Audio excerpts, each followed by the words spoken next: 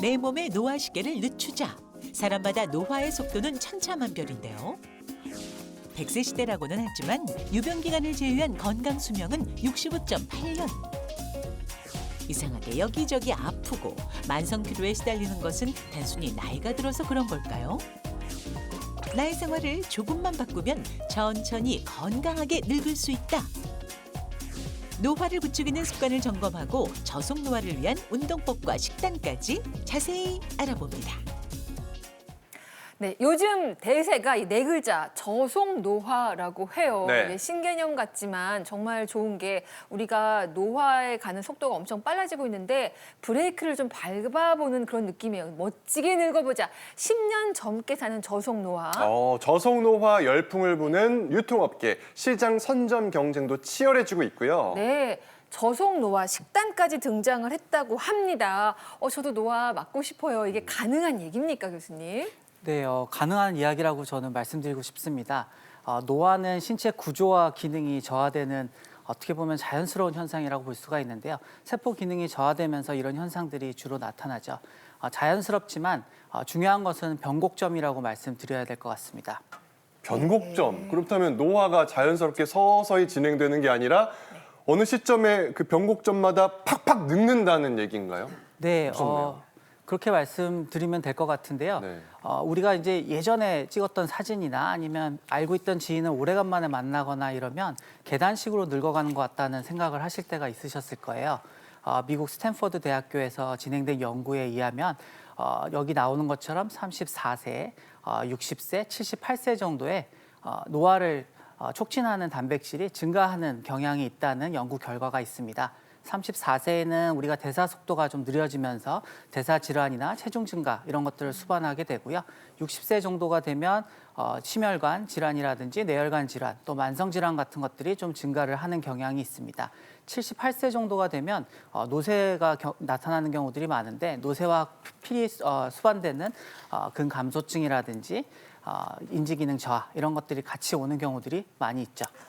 그게 정년하는 나이가 60세 근처여서 정년한 이후에 선배님들 뵈면은 좀 많이 좀 변하셨다 생각이 들었었는데 이게 네. 정년 문제보다도 변곡점을 지나서 그럴 수도 있겠다 생각이 좀 드네요. 정말 너무 슬픕니다. 네. 아니 저는 노화 단백질이라는 말도 처음 들어봤는데 어쨌든 이 노화 단백질이 말씀하신 대로 34세에 한 번, 60세에 한 번, 그리고 78세인가요? 78세에 한 번 이렇게 많아지면은 저희가 이렇게 그냥 잘 지내다가 좀 느슨하게 지내다가 요 때만 저희가 바짝 긴장해가지고 운동 열심히 하고 건강식으로 좀 하면은 특히 좀 노화를 늦출 수 있지 않을까.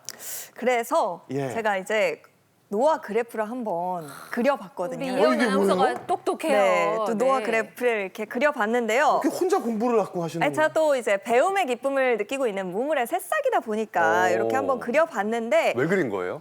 궁금한 점이 있어서 아니, 궁금한 아까, 점이 예. 있더라고요. 아, 그래요? 보니까 일단 34세에 한 번 네. 변곡점이 찾아오고 네. 60세에 오고 78세에 오잖아요. 근데 제 생각에는 딱 요 세 지점 말씀하셨던 것처럼 그거에만 이제 집중을 해가지고 한다고 해서 될 것 같지가 않거든요. 그리고 두 번째 궁금한 점은 이 나이가 실제 나이랑 신체 나이랑 또 다를 수 있잖아요. 그렇죠. 그러니까 이 변곡점에서 나타나는 개인차가 조금 있을 것 같아서 이것도 좀 짚어주시면 감사할 것 같아요. 이현 아나운서가 필기는 정말 열심히 하는 스타일인 것 같은데 이걸 왜 그렸는지는 잘 이해가 아직도 안 가요. 네, 근데 이거 오늘 네. 공부해야 우리 저속노화 할 수 있고 일단은 두 가지 질문 해준 거예요. 하나는 벼락치기 공부 통할지, 통할지. 그 그렇죠. 나이에 하는 벼락치기 그렇죠. 통할지, 전 또 벼락치기. 하나는 개인차가 있지 아. 않을까. 네. 워낙 동안인 사람도 있고. 또 정신 연령과 신체 연령이 맞아요. 다르니까 그렇죠. 거기에 그런 따라서 것도 어떻게 있나요? 또 반영이 될지.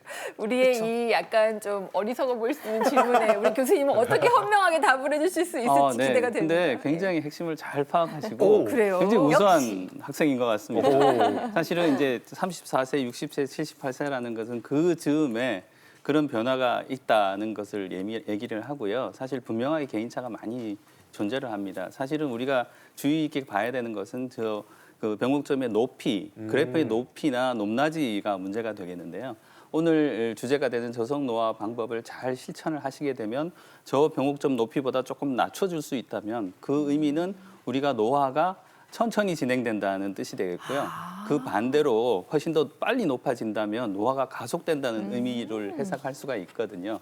그러니까 단순히 노화가 가속된다는 것은 결국은 이제 노화가 빨리 진행이 되니까 신체적인 기능이 조금 떨어진다 이 정도로 생각하기보다 그런 신체 기능이 조금 떨어지는 거 이외에도 우리가 각종 대사성 질환의 발병과도 훨씬 더 관계가 굉장히 있고요. 더 약해지시면 노화가 빨리 진행이 돼서 약해지시면 신체적 장애도 생길 수가 있고 또 이러한 노화의 가속이 인지장애나 치매의 발병과도 분명하게 연관이 있는 것으로 되어 있고요. 나아가서는 사망과도 굉장히 깊이 연관되어 있다고 알려져 있습니다. 네. 제 나이가 이제 만 49세니까 아까 그래프를 보고 34세의 저를 떠올리게 되고 네. 또 60세의 선배들을 떠올리게 되고 또 78세를 보니까 또 부모님 생각이 나는 거예요. 생각해 보면은 저희 아버지도 78세를 기점으로 확실히 조금 변하셨다 생각이 들었던 것도 같고 그러면 약간 겁도 나는 게 이게 노화 속도가 빨라지면 뭐 사망할 수 있는 확률도 뭐 높아진다거나 뭐 이런 걱정을 해야 되는 걸까요? 네. 그럴 수 있습니다. 이제 노화는 자연스러운 게 맞지만 우리가 항상 조심해야 될 것은 노쇠인데요. 노쇠는 이제 전반적인 어떤 기능 저하가 쭉 오다 보면 생리적인 예비 능력이 저하되는 상황을 말씀드릴 수가 있습니다. 보통은 이제 어떤 스트레스나 외부 자극에 이럴 경우에 굉장히 취약해지는 문제가 있는데요. 결국 노쇠와 이제 노화의 결정적인 차이점은 우리가 아플 수는 있는데 아프고 나서 다시 예전의 건강 상태로 회복할 수 있는지 없는지로 결정할 수가 있습니다. 노쇠한 경우에는 말씀해 주셨다시피 사망률도 증가를 하고 질병이나 장애 발생률도 높아지는 경향이 있습니다.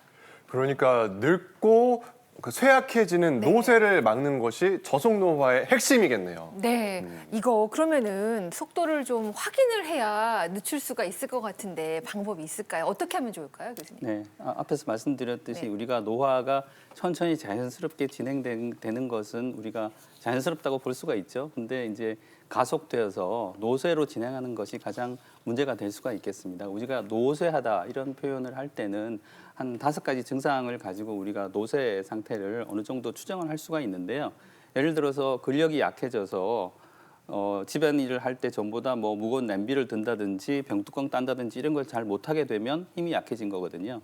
그다음에 보행 속도가 느려져서 전보다 보행 속도가 느려지면서 친구들하고 같이 가는데 계속 뒤처지는 그런 정도가 되면 또 보행 속도가 줄었다고 볼 수 있고 또 신체 활동이 저하돼서 전에는 뭐 활발하게 외출도 하고 활동을 했는데 대부분 집안에서 이제 힘들어서 집안에서 앉아서 쉬거나 누워서 지내는 경우가 많아진다든지 그다음에 뭔가 조금만 해도 피로해서 더 이상 오래 하기가 어렵다든지 이런 피로 증상 그다음에 이제 체중 감소도 이유 없이 저희가 다이어트를 하지 않았는데 특별히 하지 않았는데 체중이 1년에 한 5% 또는 4.5kg 이상 감소되었다. 이런 증상이 있을 때는 우리가 이제 노쇠를 의심을 해야 되는데 이 중에서 한 3가지 정도가 해당이 된다면 노쇠를 상당히 의심할 수가 있고요. 한두 가지 정도에 해당이 된다면 전 단계 정도에 된다고 볼 수가 있습니다. 이런 경우에는 조금 더 정밀하게 병원에 오시면 아주 복잡한 포괄적인 평가를 통해서 노쇠 지수를 저희가 측정을 할 수가 있고 어느 정도 진행이 됐는지도 객관적으로 볼 수가 있습니다. 근데 이제 병원에 오시기 전에 사실은 노쇠로 인한 나이가 들면서 노화나 이런 노쇠가 진행되기 전에 가장 뚜렷하게 나타나는 것이 이제 신체 증상이거든요. 아무래도 네. 뭐 근력이 떨어지고 균형 감각이 떨어지고 또 신체적인 유연성이 떨어지니까 네. 이러한 부분들을 댁에서 이제 간단하게 평가할 수 있는 방법을 한 3가지 정도 알려드리도록 하겠습니다. 네. 우선 이제 첫 번째는 저희가 지금 이제